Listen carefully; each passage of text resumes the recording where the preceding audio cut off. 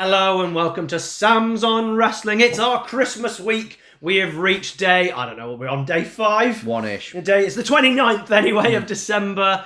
This is our Christmas week where we're going to do lots of things over the course of this week. Thank you for joining us if you have joined us. If you haven't, you've missed 2 bracket series, the best of WWE, the best of AEW, a nice fun Christmas special and other videos.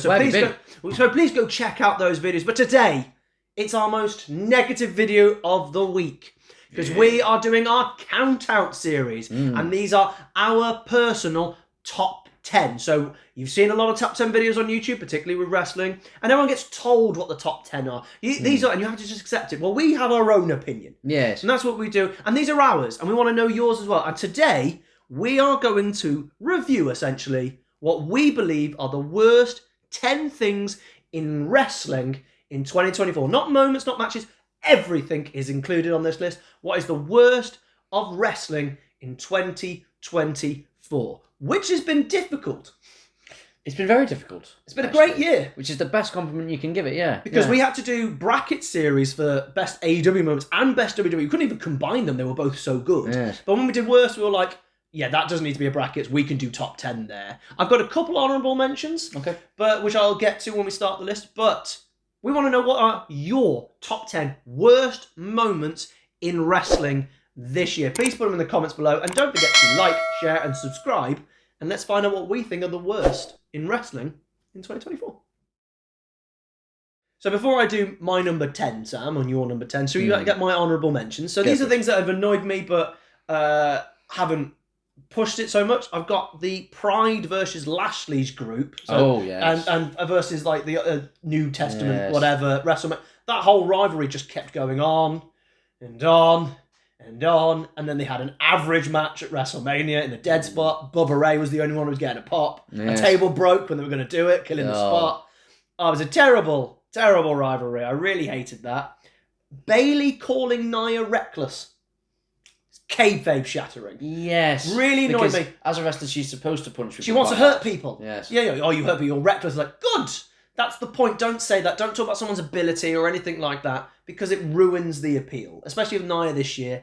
And I've got Triple H having 5 match cards on my list. At first, I liked it because it was like, it made it really special to get on. But then I've got other problems with it. And Triple H booking's been so good that you want other people. And they've been excluding other people, and they've been putting them on Raw and SmackDown. And it has made the Raw and SmackDown a bit more special around the pay-per-view. But 5's not enough. No. A pay-per-view should have 6, maybe 7. Compared to AEW, it's very confusing. AEW, it's like balls-to-the-wall, constant matches. And a pay-per-view just feels like a stream of matches. And that can also be bad. I think both of them need to have a mixture of the two. AEW need more backstagey things on a pay-per-view just to kind of calm it down. And WWE need more matches. We can get matches breathe. And then, like, Nakamura LA Knight gets 10 minutes. And you're like, oh, yeah, that breathed, didn't it? Yeah. You're like, so, whatever. So, Baby Sam, what have you decided is your 10th worst moment of wrestling this year? Well, before I get to my 10th, I've got 2 little mini honourable mentions. Oh, you got some honourable mentions. Go on, then you have some honourable mentions. I did just think of this earlier. The Edge and Ricky Stark. The promo. Really awkward. Oh. And I love Edge. And I don't like Ricky Starks. Edge flopped that. Yeah. I think that was Edge's fault. Don't get me wrong, in the exchange. He called him a vanilla midget. No, well, exactly. So I think Edge got the better of the exchange, but I'm going, he just said don't look at me with those poor guys. It's just a very standard thing for a wrestler. Even if it's improvised, it's just a standard thing for a wrestler that's feuding with you to say. And again, I don't think Ricky Starks comes across as a nice human being. No. But even if Edge doesn't like it behind the scenes, you're a professional. So you really made him look bad then. It was just awkward. It's like Brad and then Edge lost the exchange anyway because he went, you're a vanilla midget, which is a thing that was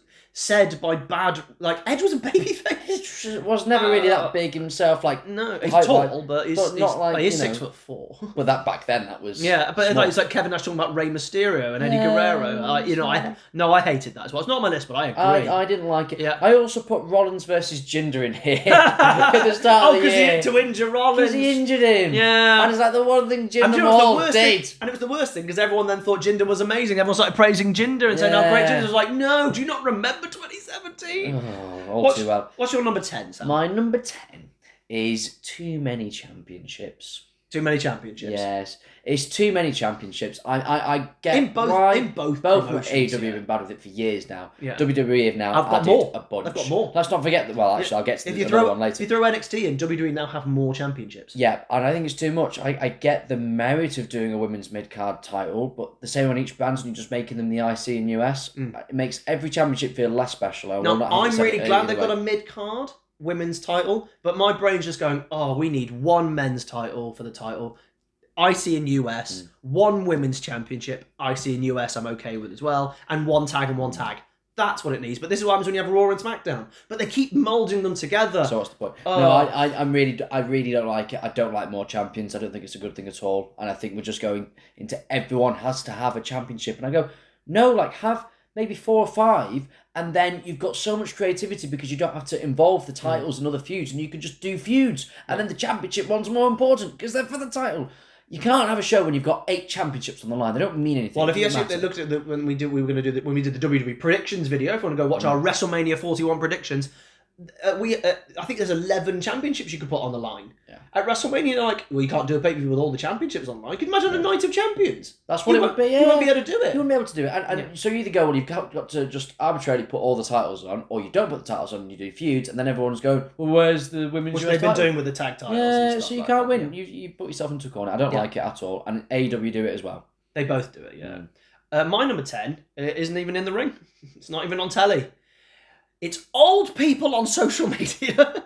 That's just live. Can we? No, but the thing is, though, it's not. I don't mind people coming out and having their own podcast and all that jazz. But my problem is places that are wrestling journalism posting their opinions as if it's journalism. So I'll give you a few examples of people on and by the way, it's not just them; it's people I can't stand.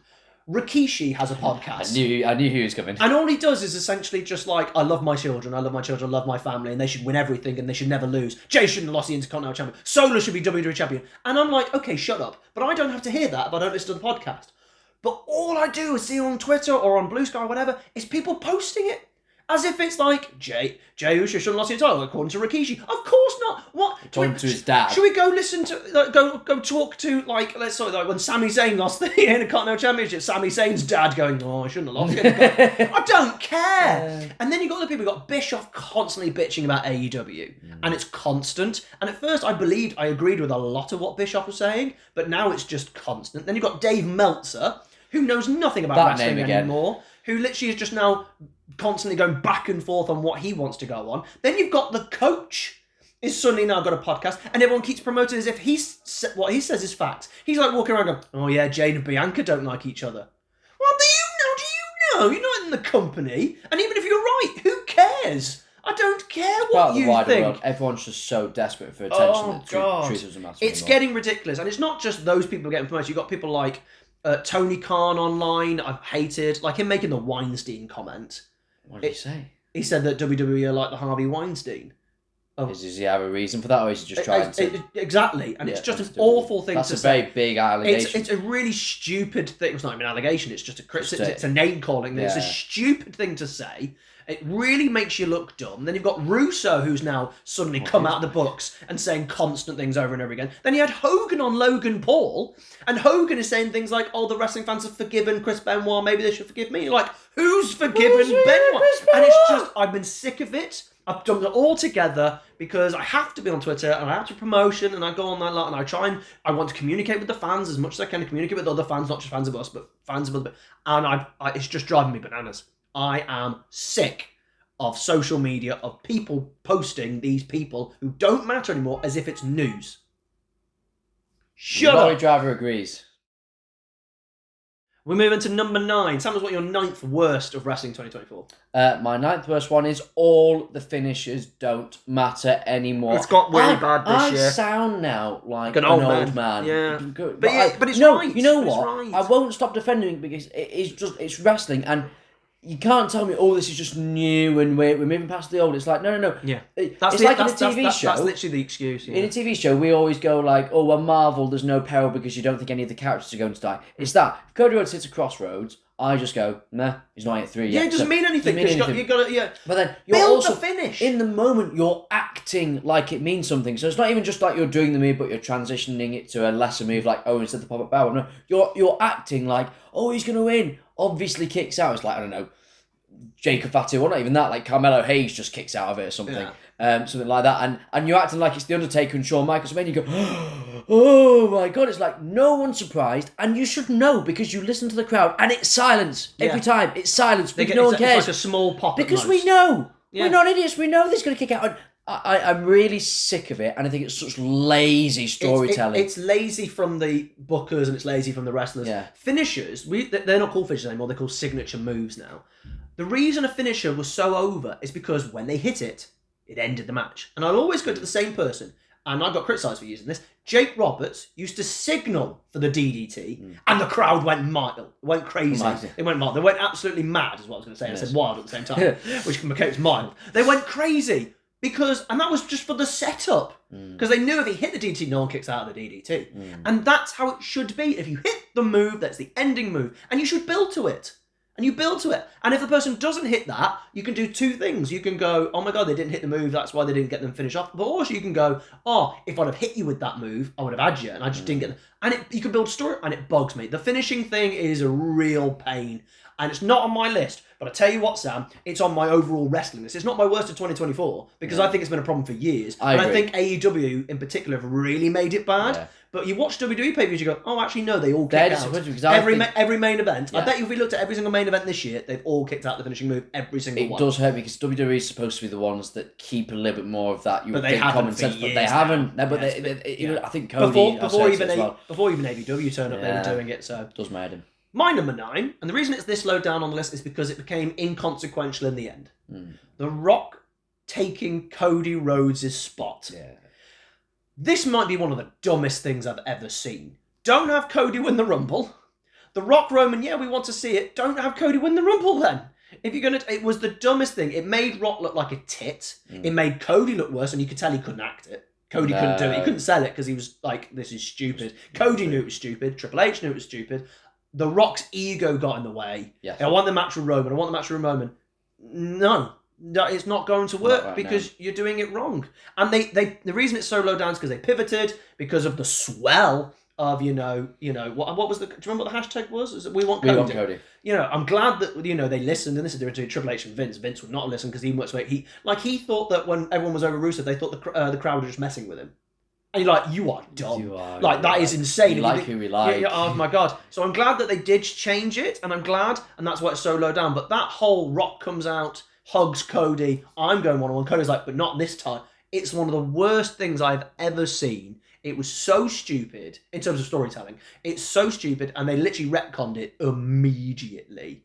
And Cody looked stupid, even though it did get retconned. Cody walked out and went, no, I'm going for the title. You're like, but you're the one who stepped aside. Yeah. It looked stupid. I didn't like it. And I'm really glad it retconned. That's why it's number 9. Could you imagine if it didn't get retconned? Oh, number 1. It would have been number 1 on everybody's list.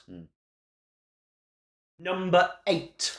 My number 8, I feel maybe this is a bit harsh, but this is more of a testament to the fact that I couldn't think of too much. I've gone with that silly Crown Jewel title thing. Is it... Crown Jewel champion! Crown Jewel champion! We generally don't know. I'm bloody buzzing with that. I had no idea. Well, that's weird. Normally there's 2 things at the bottom of the screen. Just talk about it. I hate it. Yeah. I hate it. And I hate it for 2 reasons. 3 reasons. 4 reasons. There's too many reasons. Reason number 1, it means a champion has to lose. Yes. And that's dumb. And I hate that. Yeah. Reason number 2, doesn't matter. No one cares. Haven't seen it since. Literally doesn't. It doesn't matter. They did say it was never going to come home. They said it was going to stay in Saudi Arabia. Good. They said that the entire time. So they actually, they literally... At least they did it. They explained everything around it. So there was no explanation not taken away. They literally went, this will stay in Saudi, they get a ring. Remember, they get the ring is their prize. I've already fallen asleep. So, yeah. A champion has to lose. No one cares. Also, it books you into a corner, because, for example, in the women's match, you had heel on heel, so therefore you're in a mess. So unless you're building up to this, and you then put your champion, so you have to then you have to stop the rivalries that are happening. Cody's in the middle of something, now he's out. Liv's in the middle of something, now she's out. That's a mess. And then even worse, as this was a directive from Saudi Arabia going, I want my own championship. And you know what? I'm okay with this happening every year. I'm generally okay with it if it becomes tradition and we know we're building up to it and they can work it out or whatever. But it will never, ever, ever work, and no one will ever, ever, ever care, and I don't. And I didn't watch Crown Jewel because I just wasn't interested. And I'm sure Cody and Gunther were going to have a great match, and they did. I'm sure Liv and Nia was going to be fine, and it was fine. And Tiff doesn't cash in. That's what should have happened. It would have been really more exciting.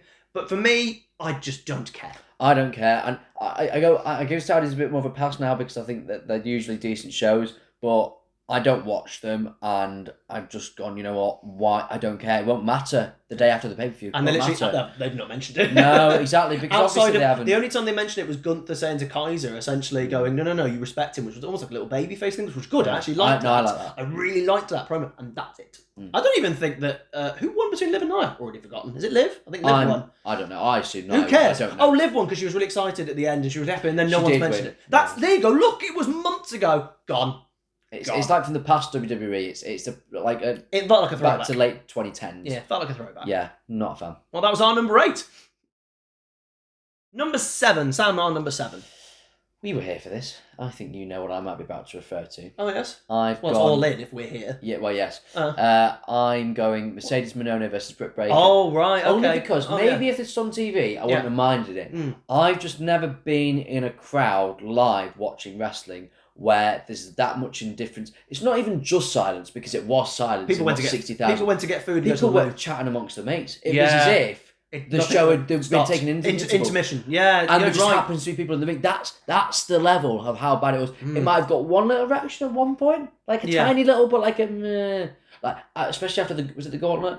The gauntlet just Osprey MJ. Yeah, I just thought I was actually kind of I felt bad for them. But I think the slot that they were put in made it harder for them. Well, that's where the Jamie Hayter spot should have been. I don't know why the Jamie Hayter return with Saraya wasn't there on the main show. I think you need a segment after that. You needed a segment. Well, this is the problem with AEW. They don't do segments on pay-per-views. It's just match. When you're watching it, it's exhausting to watch an AEW pay-per-view. Don't get me wrong. Pay-per-views are always great. The matches are always great, pretty much across the board. But I do feel like I need a breather. Yeah. And I'm not saying a WWE breather. I am not saying a WWE, they take way too long. Yes. I'm talking about just give me a backstage interview, give me a promo package or something like that, more. No, you're right. It's not on my list. It's not one of my worst of 2024. I get what you mean because you were there. It's only personal. Yeah, well, that's the whole point. Your worst 24. This is my worst 2024. Hence my Twitter's on mine because I can't get away from it. But no, I get it. I get that. It wasn't a bad match. It just wasn't good compared to AEW standards. And I expected more from both of them. And they couldn't get the crowd on their side at all. They just couldn't get them to work it. The crowd generally, I've never seen so many people leave. I reckon there was 48,000, something like that is what it felt like. I reckon 8,000 of that wasn't there. There were so many red seats. You could just see. My number 7, and I'm back in the same place. It's The Rock and Cody's promo the night after WrestleMania. Yes. People said this was good, a long-term storytelling with the watch and all that. I was confused. I was bored. But even worse, I felt uncomfortable and awkward, and that wasn't their intended emotion to get out of me. Agreed. I'm not sure what happened. I'm not sure what the plan was. I'm not sure what they were trying to get across. The swapping of title belts was really weird. It was really weird. And then the handing of a thing that we've not seen, which we all guess what it is, but there's not been talked about. It was one of the weird, and it literally, in my eyes, Sam, killed the entire momentum and energy of the crowd for the rest of the night. I can't remember a single thing that happened on the Raw after Mania this year. Because the fans are well up for that. Yeah, they always are. Because it was like the entire story was amazing. Yeah. And you've got Rock and you think, oh, this is going to be the start of the next part of the story and everyone's really excited. And then it was really weird. I think that's all Rock, you know. I think Rock's written his own thing that he thinks is really going to work. Oh, it does. Because it's the day off, because they've just gone, look, let's just do Mania and focus on that, which is fine. And they've written that the day off. And remember, they didn't even have screens because they filmed the whole arena, so they had to bring out TVs for people to see it. So Cody had a promo package show to him, which is also weird. You're like, look, here's this tiny TV because we don't even have a screen. The whole thing was weird, and I don't get it, and it hasn't been explained. And quite frankly, I don't want to feel awkward watching wrestling. I also don't want to feel awkward watching really important wrestlers. The biggest story. And I was just there going, I'm feeling really uncomfortable and this is bad and none of them is getting over and it's silence. It was in death. Because the crowd were like, how do we react to them changing title belts? What are you doing? Why does Rock put the title on and why are you having Why would Cody let him have that? And why would Cody have the people? It made no sense. And quite frankly, even if it gets explained to WrestleMania, I still think it was one of the worst things, and it will never be shown again. I've forgotten about it. It will disappear till exactly. It was really bad. So that was one of my worst because, quite frankly, it killed the Raw After Mania that I'm always excited for, and I can't remember a single thing that happened that night. Number 6, Sammy Darling. This one does make me sad. It's the fall of Chad Gable. It makes me sad because I think when you look back to the beginning of the year, the matches he was having with Gunther were phenomenal. Everyone was up for him going for the RC, and I was happy with Sami Zayn winning it. I was absolutely grand with it. But even if you didn't have Chad Gable win, you could have him do something else. I didn't mind the heel turn in Montreal. Great, he's getting storyline, fantastic. Yeah. But they've done nothing with him, and it almost felt like sign a new contract and just kind of go back down. It really did. It now looks like we've made him sign a contract to go to AEW, and we've got you now. It's really, really sad. I don't care about this Alpha Academy thing or whatever they're called now with the American Made. That's it. It's American Made. Yeah. I don't care, and not because I don't like either of the 3 people. I love all 3. I like the Creed brothers, and I like him. But they've done nothing, and it's going nowhere. And I hope they do something in 2025. But you're right, that it's just been a fall from grace. And I love Chad Gable so much.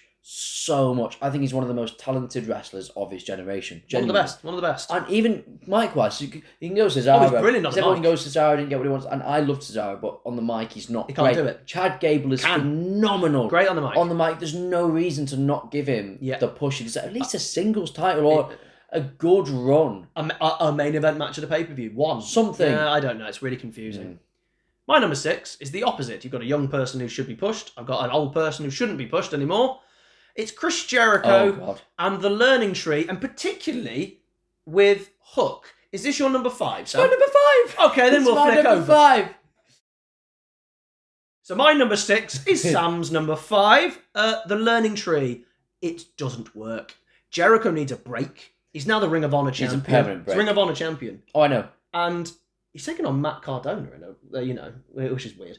But they're doing that so they can get a TV show for ROH. Jericho is the selling point. I love Jericho.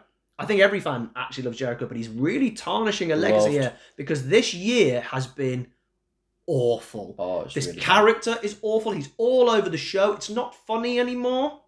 The matches are not good. People are pretending they are. They are not. And the storyline, and he is really the Vortex, which I hate the fact that he took it over and went, haha, now I'm naming the Vortex. Because people were using it online. You go into Jericho and you die. You just disappear. And Hook, where's Hook? Who's Hook?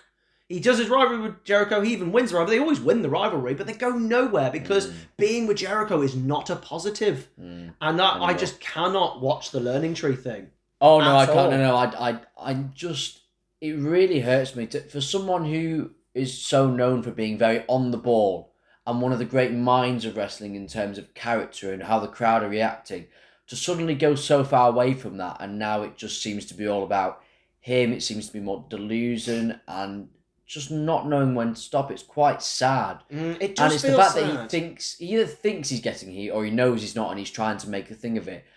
I just go, look, you've had an amazing career. Why can't you just have a retirement match and just live out your life? You've got your band. I don't mind him not retiring, but it's the idea of going, you're smart enough to know when something's not working. It almost feels like a Vince McMahon attitude of, it will work, I'll keep going, I am getting heat.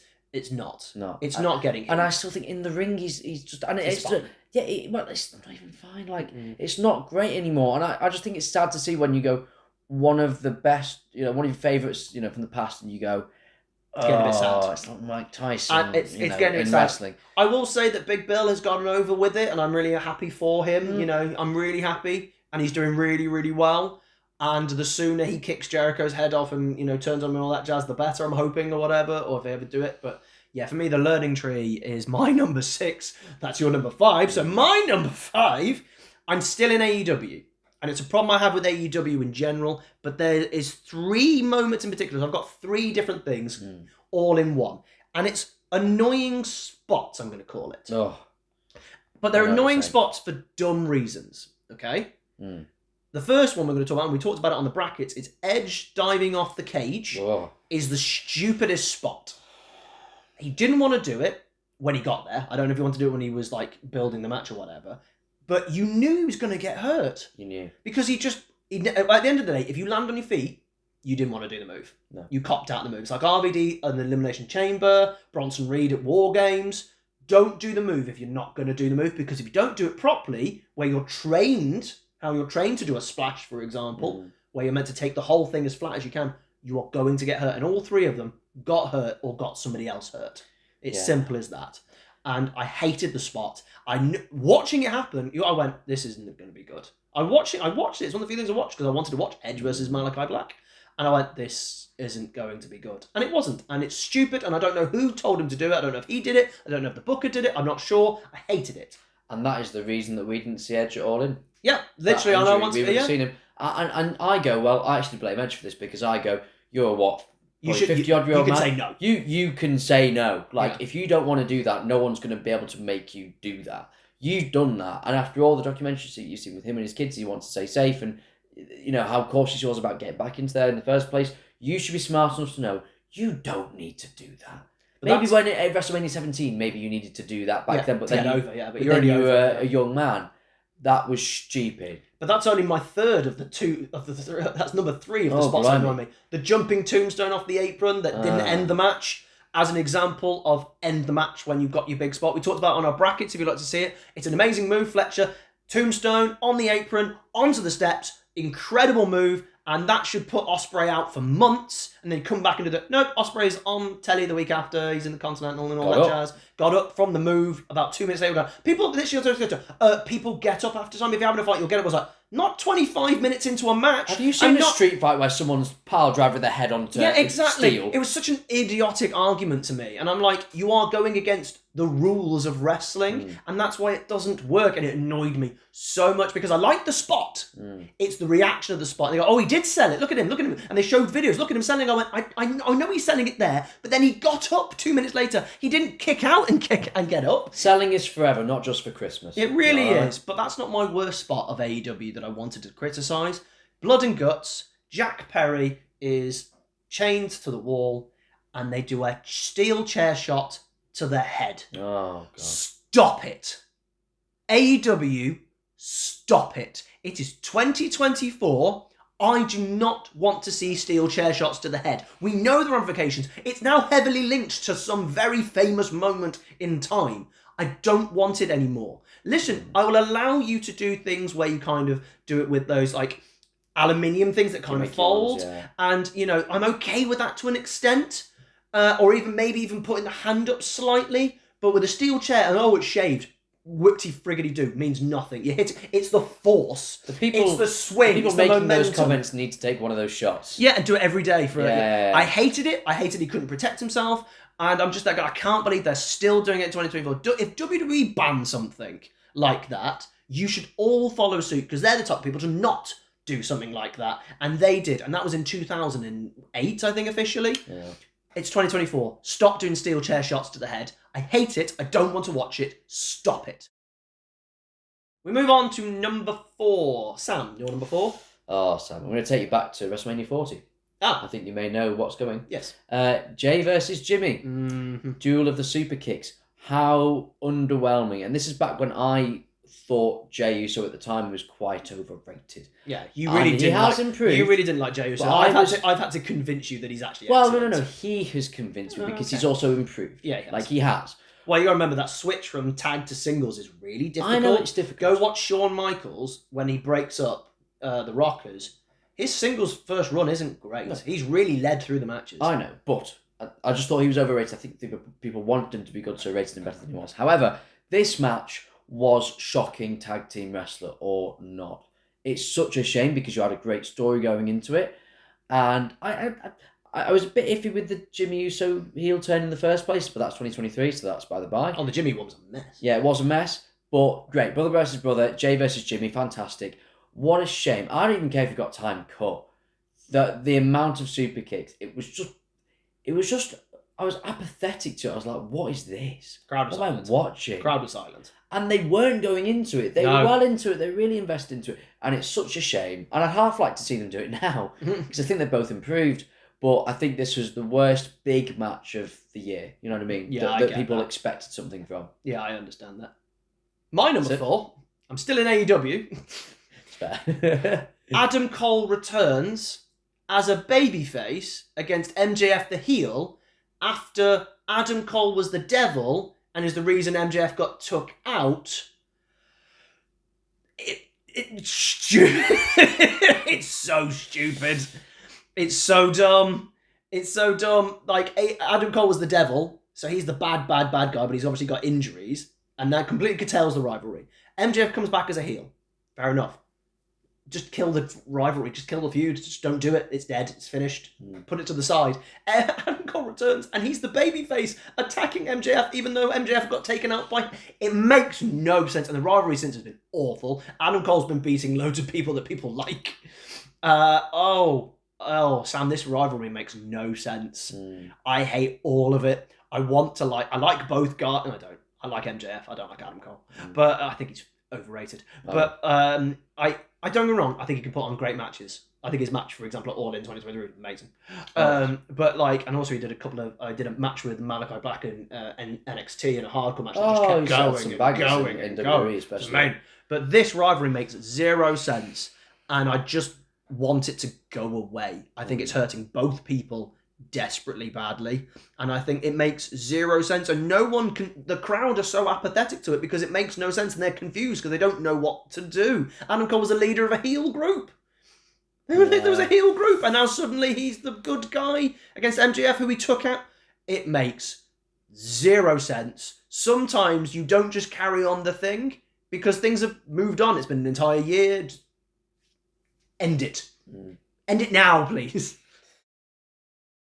Sam, you're number 3. I feel a bit conflicted about this because it is a real shame that it happened. It's a bad thing. However, I also now look at it and go, like your Rock thing, it was actually a really good thing in the long term. Yeah. CM Punk getting injured at the Royal Rumble. Yeah. You were so sad. I was so sad. And that's why I was so gutted at the time because, right, I know that WWE, this is not a fault of them. They made the absolute best of this and then some.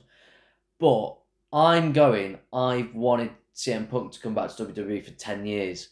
And he's in the Royal Rumble. His first match back. Made of glass.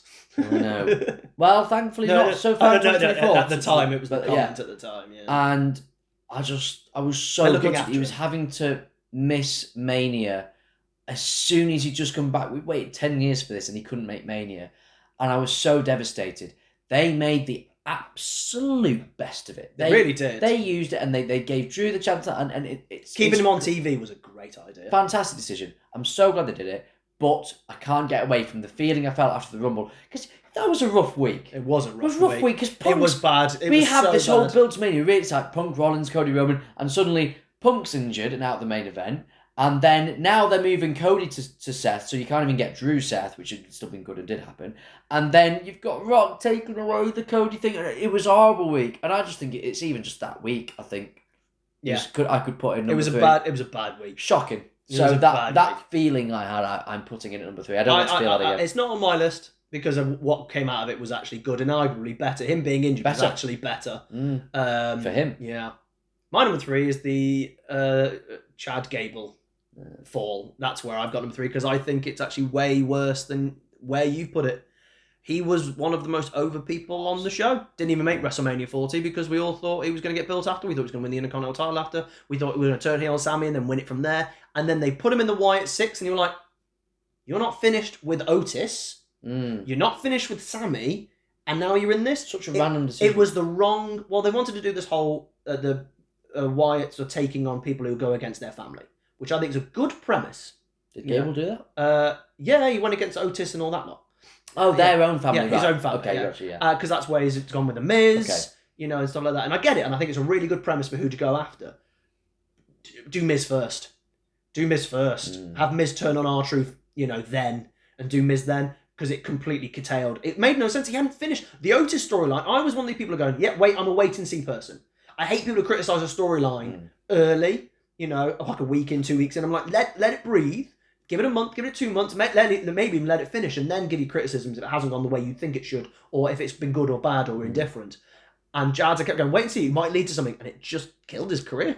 It feels like his career is gone. For the third odd time. And I'm just like, I don't get it. And now when he comes out, no one cares. No. And you're like, this should be one of the biggest stars in the company right now. He's one of the best wrestlers. He's still one of the best wrestlers. Every time he puts on a match, it's great. His character was fantastic. His heel turn was brilliant. It was one of the best heel turns of the year. And then they just destroyed it. The Wyatt 6 was the wrong time, the wrong person for him.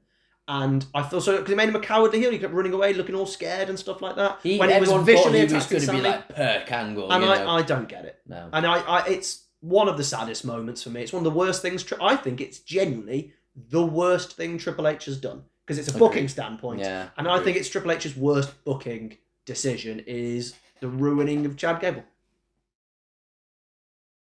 Your silver medal of worst of 2024 in wrestling, Sam. For me, it's the Edge leg break. Oh, have you gone there? Because of how much I love Edge. Yeah, he's you up there love with Edge, Punk for me, but it's also and he was context. doing fun things in AEW. I was really happy for him that he was going to AEW and getting to work with Christian and do all these things. And he was doing a thing where he said he wanted to do something new in the ring every single time, like learn something new. And that's great. I really like that. Well, the diving off at things not new, but like I really liked that. I really respected that he was always trying to evolve and adapt and keep going. In a great match with Penta, I think, was really, really good. So I was enjoying what he was doing. I think he should have been in the main event. Yes. And then you move him down to the mid card. It just felt really that he comes in and it's like, right, you do for the TNT title. You're like, huh? This is the biggest star in the company. Yeah, at the time, I don't mind. I know we say like don't push someone to the moon, but it made more sense for him to start there. It's like having The Rock come back, go for the US title. It's kind of what it felt like a little bit, but you must have been gutted. I was because we knew at the time. You'd messaged because I didn't watch the show. You'd messaged me saying that's Edge out of All In. And it was the next day. And for us to have gotten seen Edge live in 2024. Still not seen Edge live. You have. I still haven't, and I might not. I don't because All In's not 2010. All In's not in Wembley this year. Yeah. And they're going to do was it Forbidden Door? Yeah. But that might be in an arena, 10,000, so the tickets for that might be really difficult to get compared to like 50,000 seats at Wembley for 30 quid. Yeah. And it's the fact the most infuriating thing is it's so avoidable. Because sometimes injuries happen, like the Punk one. It was a future shock DDT. Just sometimes these fluke accidents happen. That is the most avoidable injury that's going. Oh, really? The 53-odd-year-old man maybe shouldn't dive off the cage onto his feet. It's incredibly avoidable, and that's what really irks me about it. Yeah, that's my number 2. My number 2 is a really annoying thing for me, and I've had this problem for a while, but it's really been bad this year. Particularly since they've become 5-match cards. Adverts and sponsorships all over WWE pay-per-view. Genuinely, Sam, I find WWE pay-per-views almost unwatchable. Because of that? Yeah, I have to watch them on repeat. I don't watch them live anymore. Netflix would be a godsend because you can fast forward through it, but I would usually try and find it the next day. It's in England, obviously, so we don't stay up till 12, 1 in the morning or whatever, usually. But I watch it the next day and I fast forward through so much. And I realise I'm fast-forwarding through more than anything else. And it's constant in my face, this advertisement and constant sponsorship. It's all over and you cannot get away from it. No. And now there are no backstage promos or anything that much on a pay-per-view. A pay-per-view used to be an experience because you'd already bought it, so you didn't need to do the advertising outside of what was advertising. And so you had 3 hours and there were backstage promos and there'd be skits and the things. Let me just tell you something, right? This is not just promos and advertising, this is entrances as well. Right? These are bell to bell from Survivor Series, right? For the first match, 15 minutes and 5 seconds until the match started. Then when that bell finished, to the next bell, which I think is LA Knight versus 13 minutes 41. Longer than the then next to match. Next bell, 15 minutes 16. Then to the next bell, 14 minutes 28.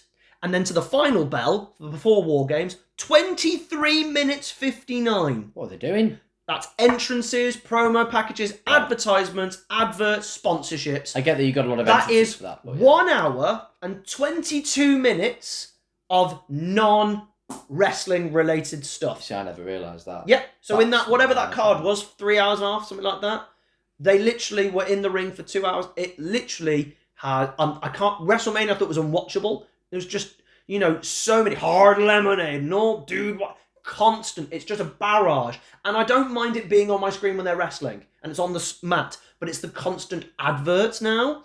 I genuinely would rather watch an AEW pay-per-view than a WWE pay-per-view because even though I actually prefer the WWE's content, I genuinely find it almost unwatchable. If I had to watch it live, that is. Yeah, because I don't tend to watch them live. Same with you. We do the same thing. Yeah. You realise you're doing that a lot. It saddens me because I get this with a lot of even football clubs and just business and stuff. I just go, I know you've got to grow, but... And one day we'll get sponsorship and advertising, and we'll do it, but we won't literally break away every 2 minutes to do it. And I just think when you're already that big, I think you've got like a lot of money. Like you're getting a lot of money from Saudi as well. I'm like, it's ruining the show. Can you not at least think maybe let's put fan experience a little bit? I'm not saying you shouldn't make money. You absolutely should have advertisements and stuff. It's unwatchable. But do you not just think like who's making the decision to go? Oh, it doesn't matter. Like the fans have to sit through that. It's fine because we get this check. What are you doing in the audience? You're sitting there for 10 minutes and then you got 5 minutes of entrance. Let's say. I think you've got the money to function, lads, and to even grow. And it just comes down to greed. And everyone says, "Oh, it's good business sense." I'm like, when does good business sense cross the line into we're not respecting core values and principles? And I think WWE pay-per-views have crossed the line from business sense because it's just constant. It's sad, and I think it's sad the way the world's going. But I think that WWE I look forward to Netflix because it will make fast forwarding for me a hell of a lot easier, and I shouldn't be having to fast forward through an hour and then 20 minutes of entrances, an hour and 20 Survivor Series, unbelievable. We move into our gold medal position, what we believe is our worst of 2024. I'm actually going to go first. I think we know. I think we have the both. No. So, do we not? I might not have yours at all, and I've probably forgotten all about it, but I've already got something that you've mentioned, and that's why I'm going to go first. Okay. Yes, I mean, try to see what yours, because I'm hoping I've forgotten. I go, oh my God, because I like having the oh my God moment. My number one is something that was your number 4. It's Jimmy versus Jay at WrestleMania 40. I have never felt more disappointed watching a match. Now, I told you that brother versus brother matches do not work. They always fail. Steiners failed. Hardy Boys failed. They never, ever work. And I thought these guys might be okay. The Hearts? They had a great match. Yeah. I hated their SummerSlam match. But I loved their WrestleMania 10. Yeah. But I hate that match so much because it was so bad. And it was literally, this was the match that annoyed me because the criticism we had at AEW was about the Young Bucks as well, was super kick, super kick, super kick. And they went, oh yeah, but WWE do it too. And I was there going, I hate that as well. I am not sat here going, well, I get to watch, I was just being selfish over there. But I actually like WWE. I don't mind these super kicks now. I was sat there going, stop kicking each other. Stop it! Shawn Michaels won a WrestleMania 12 with that move. WrestleMania 24 with that move. Stop kicking each other. Oh my God, I've never seen a crowd be so pumped to be so apathetic so quickly. And you knew they were over because when Jay came out of the WrestleMania 40 main event, they went mad. They knew they were still there, but the match is so bad. And literally the reason it's number 1 for me is because A, it had a big build up and it meant something. Even though a little bit random because Jay already moved and it felt like he'd already gone away, even though we knew it was coming. Yeah. It felt like we don't need to. Kind of moved on, but he came back. It's like, we don't need to do this now. It's happening again. The Survivor Series, he came back and come back in. But it was the fact that we were all watching it going, I expect this to be great. And the whole of WrestleMania 40 was great. Even the Pride versus the Old Testament was fine. A bit boring. But that was the only kind of drop down. It felt like a breather. You didn't have the expectations there. Exactly, but it felt like a breather in the night. This was a match that was I would say 3rd on the card. It's up there, it's in top 5, but yeah. I meant on that night at the very least. Yeah. And you're like, it just was such a letdown. It was really bad. I hated it. I don't want to watch it ever again. Oh, you couldn't make me. We might do if we end up reviewing WrestleMania 40 when we do reviews in the future. What did I just say? You can't make me. I will, and I will. I would rather watch Saudi shows. Sam, what have I forgotten?